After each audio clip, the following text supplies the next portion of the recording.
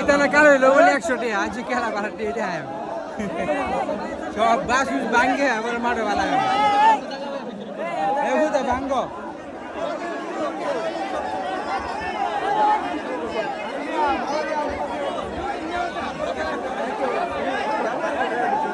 মাঠে খেলা দেখতে আইলো বলে 100 টাকা দুর্নীতি আছে দুর্নীতির মতোই খেলা দেবো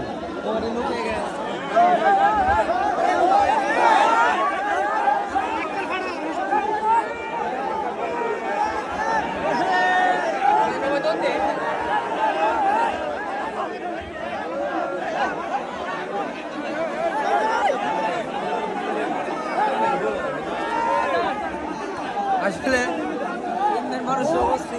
ও সিম্পল 100 টাকা করে খাওয়া হইলো বলে 100 টাকা জনগণে কি করবে